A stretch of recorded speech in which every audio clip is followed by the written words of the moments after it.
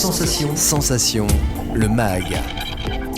Bonjour à tous, bienvenue sur Sensation. Depuis 11 ans, le mois de novembre est placé sous le signe des cancers masculins. Il fait suite à Octobre Rose et est connu sous le nom de Movember. Pour en parler avec nous, je suis aujourd'hui avec Mathilde Bourdon, chargée de communication à Movember France. Bonjour. Bonjour. Alors Movember est un mouvement qui a rapidement pris de la notoriété. Il a été créé pour donner de la visibilité au cancer masculin. Quels sont les objectifs de Movember pour tout le mois de novembre ?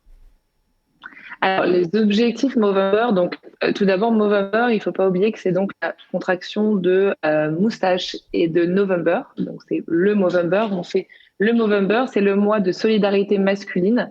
Quand on parle de solidarité masculine, on va justement essayer de sensibiliser les hommes autour des maladies masculines qui sont les cancers de prostate, cancer testicule et la santé mentale. Donc, quand on parle de santé mentale, par contre, on parle bien de prévention du suicide chez les hommes et de la dépression qui touche aujourd'hui énormément les hommes. Alors, Et donc, pendant ce mois de novembre, on va sensibiliser, on va donc faire des actions pour justement toucher le plus de personnes possible, soit en portant la moustache, donc qui est un signe distinctif de Movember chez les hommes. Donc, on reconnaît quelqu'un qui fait le Movember lorsqu'il porte la moustache pendant ce mois de novembre. Alors justement, c'est un défi que vous lancez pour ce mois de novembre, celui de ne pas se raser la moustache pour les hommes. Chaque année, au début de mois, de nombreux hommes affichent leur soutien sur les réseaux sociaux en ne gardant que leur moustache. Est-ce que c'est ce défi justement qui a surtout permis au mouvement de se faire connaître ? Oui, tout à fait. La moustache, c'est vraiment le symbole de Movember. Comme je disais, c'est la contraction des deux mots. C'est en fait cette moustache qui a fait naître l'association. Donc, c'était en 2003 à l'époque, pour refaire un petit point historique.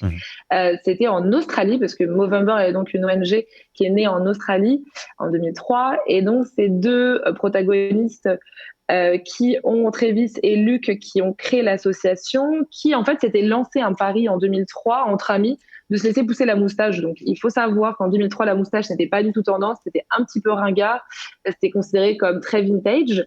Et donc, ils s'étaient laissé pousser la moustache et ils avaient nominé, vous savez, c'était à l'époque, on nominait, on faisait paris, d'autres personnes de se laisser pousser la moustache, et c'était en novembre. Et ils ont vu à la fin du mois de novembre qu'il y avait de plus en plus d'hommes, enfin, il y avait énormément d'hommes dans leur entourage qui s'étaient laissés pousser la moustache. Et ils se sont dit, mais en fait, ils ont fait ça 2 ans. Et ils se sont dit, mais il faut qu'on fasse quelque chose. En fait, plus les années passent, plus les hommes portent la moustache et ça devient vraiment, ça prend une énorme ampleur. Et à ce moment-là, en fait, il faut savoir qu'en Australie, en 2003 et 2004, il n'y avait qu'une fondation qui luttait contre les cancers masculins, donc c'était cancer de la prostate uniquement. Et la première année, ils ont levé des milliers de dollars à travers cette moustache pour cette fondation. Et à la fin, l'année suivante, ils ont décidé de créer leur propre association qui est Movember aujourd'hui. Donc, ils l'ont développé, donc c'est cancer, testicule et prostate. Et après, c'est rajouté le pan santé mentale, donc au fur et à mesure des années. Mais c'est vrai que la moustache, c'est vraiment un symbole fort pour Movember depuis le début, depuis 2003 jusqu'aujourd'hui. Et l'anecdote est que la moustache est venue jusqu'en France, je dirais, et jusqu'en Europe à travers nos amis rugbyman les rugbyman, vous savez, australiens, parce qu'en Australie, le rugby, c'est le sport national, et du coup, ont à travers les différents tournois de rugby porté la moustache pendant le mois de novembre et ont ramené cette tradition de Movember et cette coutume Movember en France et en Europe. Et finalement, c'est devenu aussi, c'est redevenu à la mode. La moustache, on voit de plus en plus d'hommes l'adopter tout au long de l'année. Dans un communiqué de presse, vous indiquez notamment que le cancer des testicules est le cancer le plus fréquemment diagnostiqué chez les jeunes hommes âgés de 15 à 34 ans. Alors, est-ce que vous estimez qu'il faut donc encore faire des efforts pour sensibiliser les jeunes au cancer masculin et finalement montrer que le cancer n'est pas qu'une question d'âge ? Oui, on s'est rendu compte alors que finalement, ce cancer est un cancer qui est très, très répandu.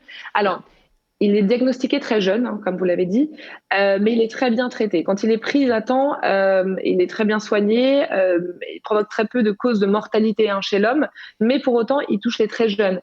Et il faut savoir qu'un jeune homme touché d'un cancer de la testicule, des testicules, donc avec une ablation potentielle, c'est quelque chose qui peut laisser de grandes séquelles psychologiques, forcément.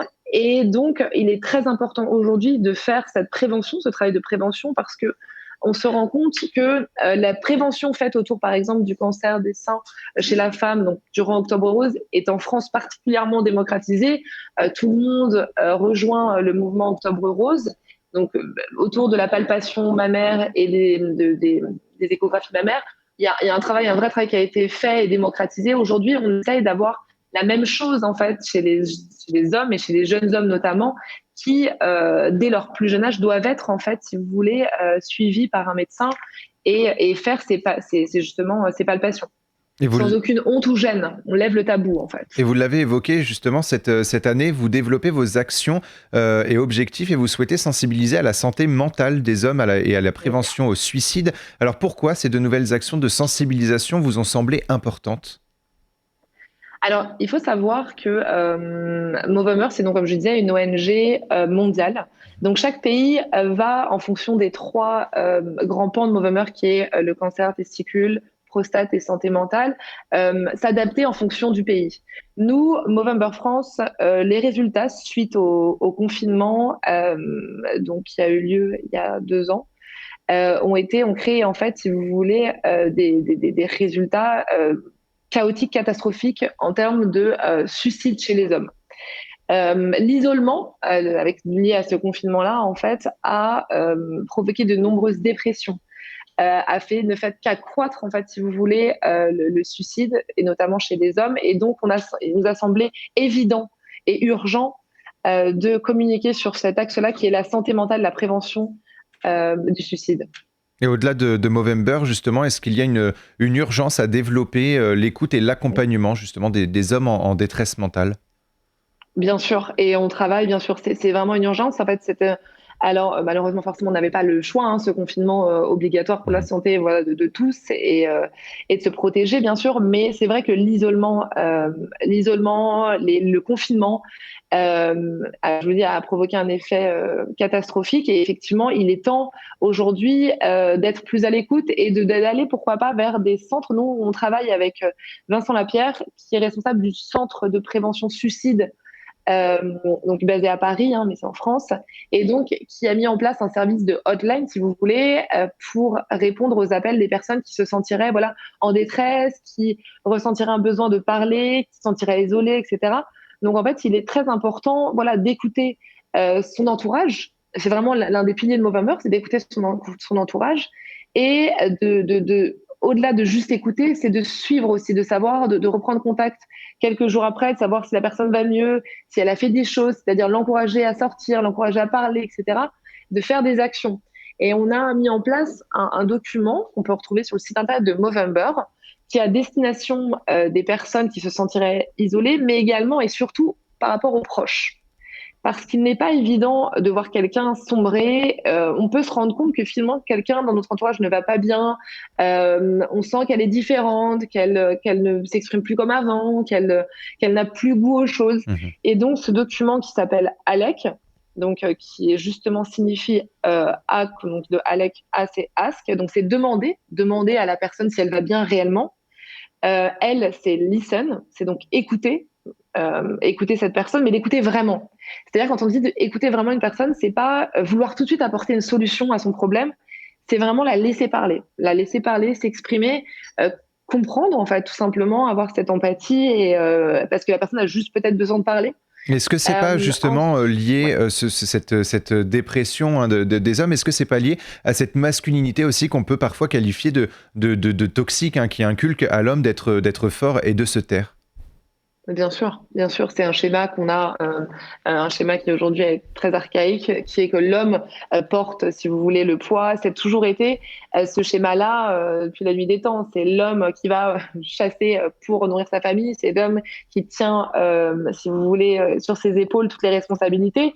C'est le patriarche, c'est celui qui ne doit pas parler, ne doit pas être rempli d'émotions, qui ne doit pas être sensible. Un homme qui est sensible, souvent, on peut avoir ces clichés de dire être sensible, etc. Non, en fait, aujourd'hui, les temps changent, heureusement, et on laisse plus part à cette je dirais féminité, même dire ça, c'est pas forcément approprié, mais on laisse plus l'homme s'exprimer et libérer ses émotions. Mais effectivement, on essaie de casser un peu les codes. Pour conclure, on dira bien sûr, messieurs, vous aussi, vous avez le droit d'avoir des émotions et d'avoir vos émotions. Merci beaucoup Mathilde Bourdon d'avoir été avec nous sur Sensation. Vos actions ne se limitent pas qu'au mois de novembre. On peut retrouver justement toutes les informations sur le site fr.movember.com. Et pour revoir ou réécouter cette émission, rendez-vous sur notre site et notre application Radio Sensation.